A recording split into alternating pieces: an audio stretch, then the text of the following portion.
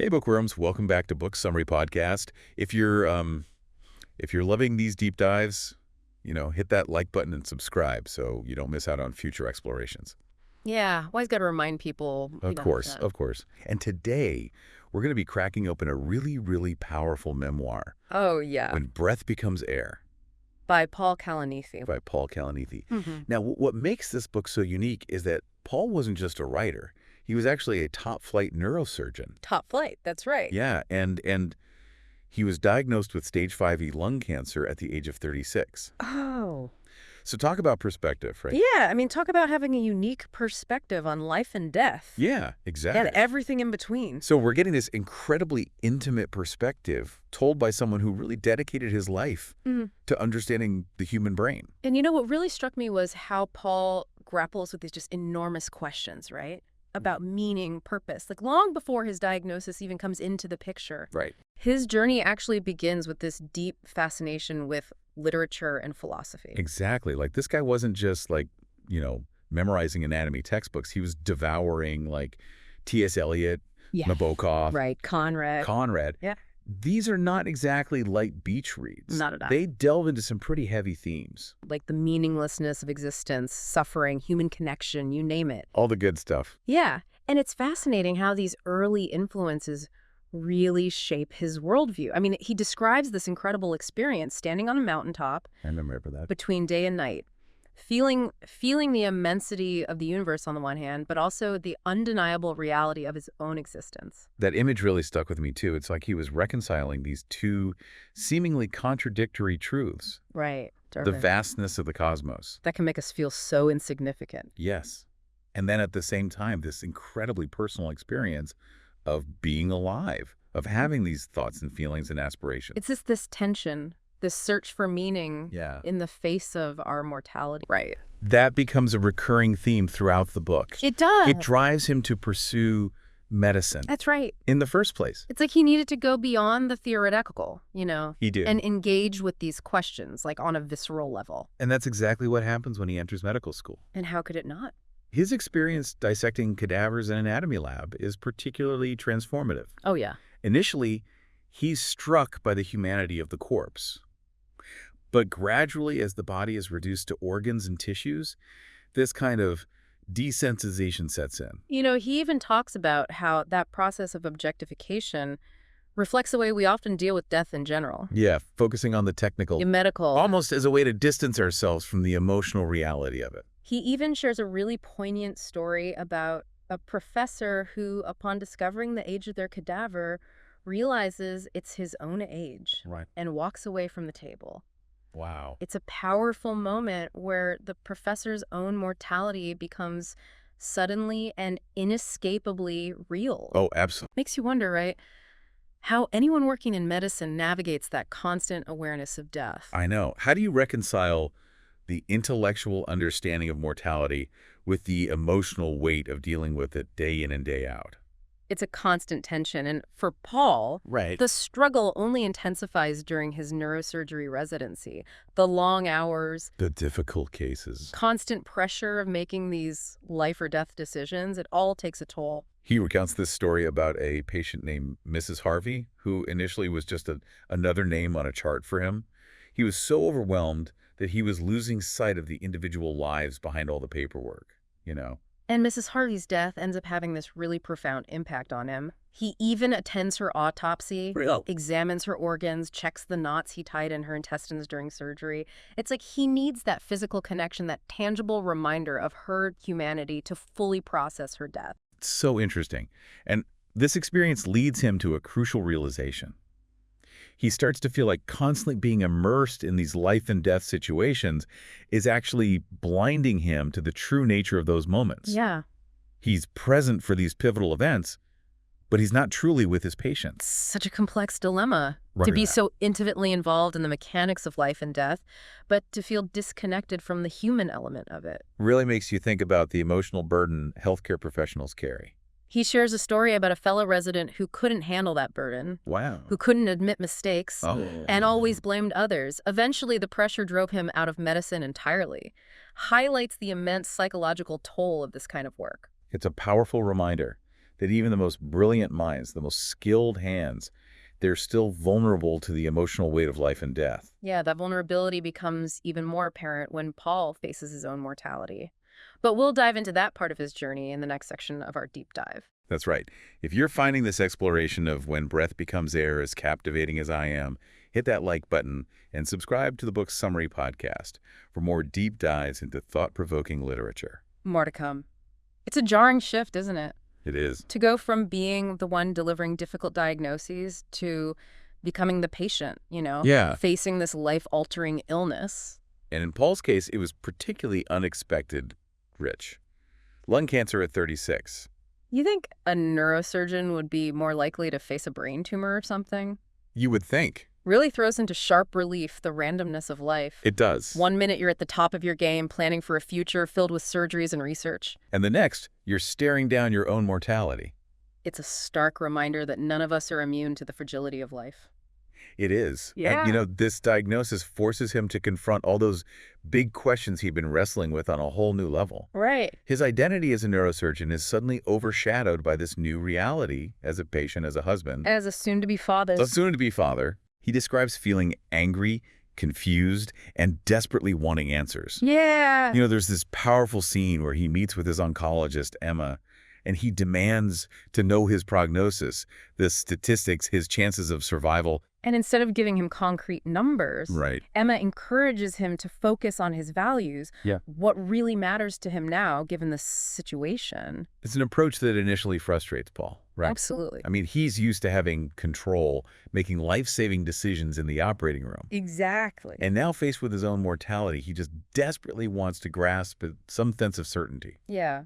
But as he reflects on his own experiences as a doctor, he realizes that even when he didn't give patients specific numbers, Right. he always had an intuition about their prognosis. It's that unspoken knowledge that comes with years of experience, but it's terrifying when you're the one on the receiving end. It really is. This lack of certainty of control leads him to some pretty agonizing decisions. For example, He and his wife, Lucy, they have to decide whether or not to have a child. knowing your time is limited, but still wanting to create new life. I mean, talk about an incredibly difficult choice. It's a testament to their love and their courage that they choose to embrace the possibility of fatherhood, even in the face of death. He describes it as this primal urge to add another chair to the family table. It's so beautiful, but also heartbreaking. It is. He writes about going to the sperm bank and feeling this overwhelming sense of responsibility, Oh, yeah. not wanting to burden Lucy with multiple embryos after he's gone.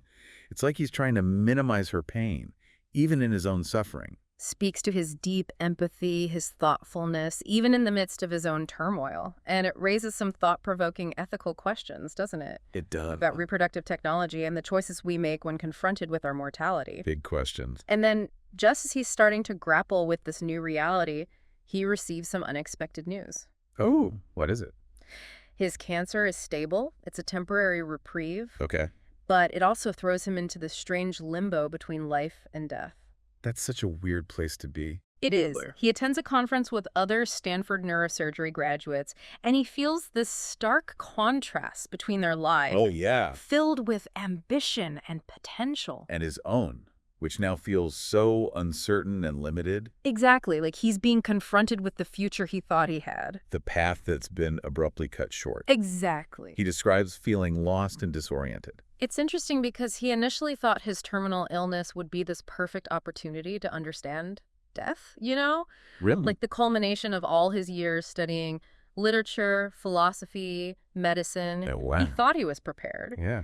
But the reality of facing his own mortality is far more complex and disorienting than he could have ever imagined. So what does he do? He turns back to literature, Okay. seeking solace and understanding in the words of others who have faced similar struggles. Makes sense. He immerses himself in books about mortality, suffering, searching for a vocabulary to express the inexpressible. What kind of books is he looking at? We're talking Solzhenitsyn, Tolstoy, Kafka, Montaigne, Wow, the heavy hitters. authors who grappled with the big questions of life and death. It's like he's trying to bridge the gap between his intellectual understanding of death and the visceral experience of facing his own. And amidst all of this searching, Yes. something unexpected happens. What's that? He decides to go back to neurosurgery. What? It's like an act of defiance, Yeah. a reclaiming of his identity, even though he knows his time is limited, He wants to feel useful. He wants to contribute to connect with patients. in a way that he perhaps wasn't able to before his diagnosis. And what's incredible is that he finds genuine joy in returning to the operating room. He does. He describes this feeling of fluency. Oh, yeah. His hands remembering these intricate movements, his mind being sharp and focused. It's like he's rediscovered his purpose, a reason to keep going. But the reality of his condition soon catches up with him. During a surgery, The he experiences a syncopal episode. Upal episode. Basically, a temporary loss of consciousness. It's a stark reminder of his physical limitations, a sign that his body can no longer keep up with the demands of his work. So that's it. It's over. It's a crushing blow for sure, forcing him to accept that his days as a surgeon are numbered. So what does he do? So he starts exploring other ways to contribute, What? research, teaching, maybe becoming a professor. Okay. He wants to leave a lasting impact, share his knowledge and experience. What sense? But he realizes his research goals require a time frame he simply doesn't have. Oh, right. And even the idea of becoming a professor faces resistance from some faculty members. Right. They're concerned about his ability to fulfill the duties given his illness. Wow. It's heartbreaking. He's literally fighting for his life.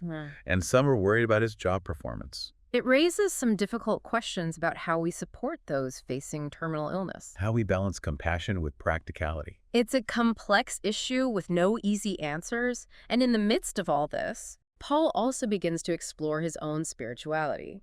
He talks about rediscovering faith, finding solace in the message of mercy and forgiveness in the New Testament. It's a very personal journey, but it speaks to this universal human need to find comfort and meaning, especially when faced with our own mortality. I think you're right. He even jokes about bargaining with God, asking why he had to go nuclear on him. A little bit of dark humor. Yeah, but it highlights the absurdity of his situation. Of course. He spent his life pursuing knowledge, understanding the intricacies of the human brain, and now he's confronted with this ultimate mystery, The unknown. The unknown. And what's so powerful about his story is that he doesn't shy away from these difficult questions. He shared his doubts, his fears, his anger, his moments of despair. Alongside his incredible resilience and love for life. It's a deeply moving and honest exploration of what it means to be human, to face our own finitude and to find meaning in the time we have. And it's in this search for meaning that he turns to writing. Driven by this desire to leave something behind for his daughter Caddy, who was born shortly after his diagnosis. Incredible act of love.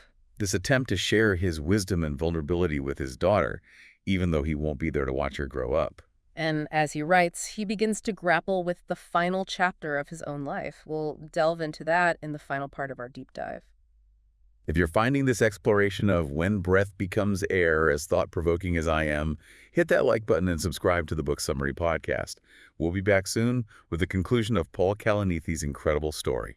It's a stark contrast, the precision and control of the operating room versus this gradual loss of control over his own body. For Paul, who had always been so intellectually driven, the physical decline was particularly challenging. I can only imagine. It's almost like his world is shrinking, right? Both physically and mentally. Exactly. He describes the exhaustion just from simple tasks, lifting his head, holding a glass of water, even reading, which had always been his refuge, Of course. becomes impossible. Oh, that's so sad. It's such a humbling experience, isn't it? This loss of autonomy. It is. And yet, amidst all of this, there's this incredible moment of joy and hope. What is that? The birth of his daughter, Caddy. Oh, that's right. It's like this burst of light in the midst of all this darkness, a testament to the enduring power of love and life. Absolutely. Right. He describes being present for Lucy's labor, holding her hand, watching their daughter enter the world.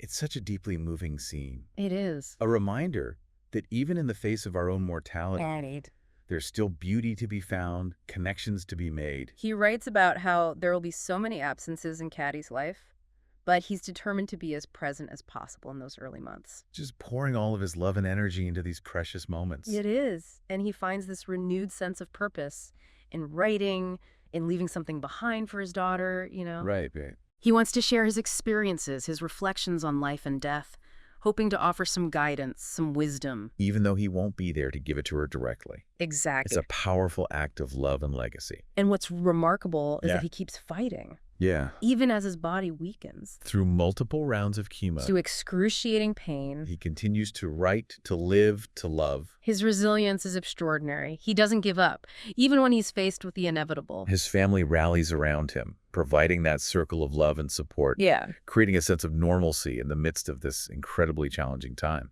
But there's this ever-present awareness that time is running out. Of course. He describes this beautiful, peaceful weekend with his family, holding Katie, singing to her, surrounded by loved ones. Just a poignant reminder of what truly matters. The connections we forge, the love we share, the moments we cherish. And then, suddenly, everything changes. He develops a fever, Oh, no. and his condition deteriorates rapidly.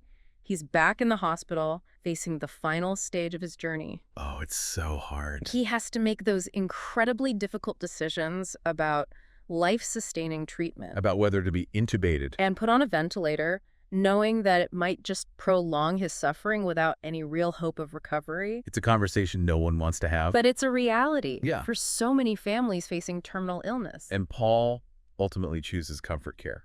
Focusing on quality of life in those final days. He wants to be surrounded by his loved ones, to die peacefully, with dignity. And that's exactly what happens. He takes one final breath, surrounded by his family. His wife, his parents, his brothers. It's a peaceful ending to a life that was cut tragically short, but one that was filled with so much meaning and purpose. And what makes Paul's story so powerful is that it doesn't offer easy answers. Doesn't shy away from the pain The fear, the uncertainty. that comes with facing death.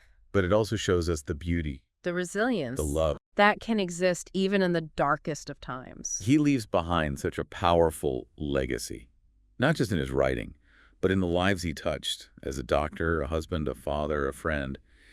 He reminds us to savor each moment To connect deeply with those we love. and to find meaning in the face of our own mortality. His journey is a testament to the enduring strength of the human spirit, the profound power of love. And the importance of defining our own values, figuring out what truly matters to us in the time that we have. When Breath Becomes Air is a book that stays with you long after you finish reading it. It really is. Paul Kalanithi's story is a powerful reminder that life is precious, that our time is limited, and that we should make the most of every moment. If you're looking for a book that will challenge you, inspire you, and make you think about the big questions, I highly recommend checking it out. Absolutely. And of course, don't forget to hit that like button and subscribe to the Book Summary Podcast That's right. for more in-depth explorations of fascinating and thought-provoking books. Thanks for joining us on this deep dive.